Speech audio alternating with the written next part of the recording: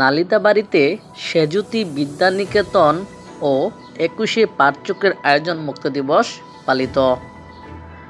এসব মিলি লাল সবুজের পতাকায় এই স্লোগানকে সামনে রেখে শেরপুরের নালিতাবাড়ীতে নানান আয়োজনের মধ্য দিয়ে মুক্ত দিবস পালিত হয়েছে। আজ শনিবার সেঁজুতি বিদ্যানিকেতন ও 21শে পাঠচক্রের আয়োজনে শোভাযাত্রা ও চিত্রাঙ্কন প্রতিযোগিতা অনুষ্ঠিত হয়।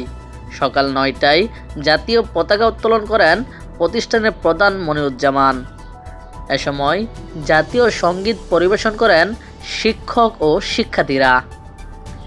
সকাল 10টায় একটি বিজয় শোভাযাত্রা সেঁজুতি বিদ্যানিকেতন চত্বর থেকে বের হয়ে শহরের প্রধান সড়ক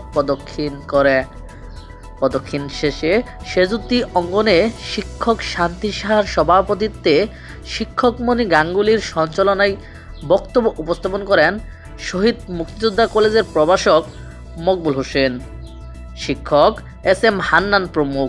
পরে সেঁজুতি বিদ্যানিকেতন অডিটোরিয়ামে চিত্রাঙ্কন প্রতিযোগিতা অনুষ্ঠিত হয়।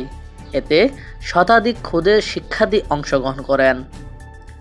1971 সালে 7 ডিসেম্বর এই দিনে টানা 2 দিন যুদ্ধের পর মুক্তিযোদ্ধা ও জনতা নালিতাবাড়ী শহরে প্রবেশ করে বাংলাদেশের পতাকা উড়িয়ে বিজয় উল্লাস করে।